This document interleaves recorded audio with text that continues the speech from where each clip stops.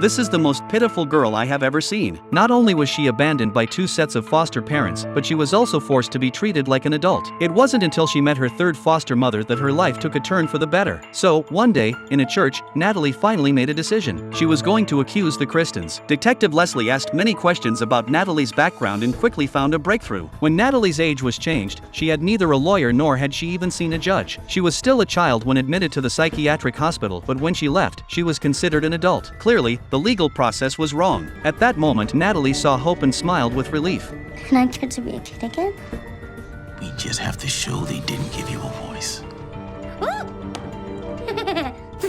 Meanwhile, the Kristen family had already moved to Canada a year ago. Mike was still focused on taking care of the family, while Christine's career was thriving. One day, they received a court notice asking to change Natalie's age back to that of a child. However, since they were her legal guardians, they could simply reject the court's request. So, over the next 3 years, they repeatedly rejected the court's applications. Then, 3 years later, Mike received a flyer. Cynthia and her family were applying to become Natalie's guardians. At first, Mike was happy. It meant they could finally be rid of Natalie. But Christine knew better. Before, as legal guardians, they could reject any of their requests. Now, if they lost that status, Natalie's identity would revert back to being a child, and they could be accused of abandoning her. So, Christine contacted a lawyer and told Mike to appear in court. However, when Mike handed over the documents Christine had sent him to the lawyer, he found a shocking photo on his phone. It was an intimate, revealing photo of Christine. Clearly, it wasn't meant for him, as he and Christine hadn't been intimate for years. Summoning his courage, Mike asked his wife about the photo, but Christine denied it, claiming she had sent it by accident. Mike didn't believe her. He knew deep down that their relationship had probably reached its end. So, when an old colleague of his showed interest, he didn't hesitate to accept. Soon, the day of the trial arrived. Natalie attended the court with Cynthia's entire family by her side, but Mike didn't show up. During the trial, Christine's lawyer argued that Natalie's age change was necessary because she wasn't a child. He then called the doctor who had treated her years ago to testify. The doctor firmly claimed that Natalie had regular periods back then and had shown signs of adult antisocial behavior. However, just as Natalie's lawyer was about to present the hospital's medical records to prove Natalie's real biological age, Mike suddenly appeared in the courtroom.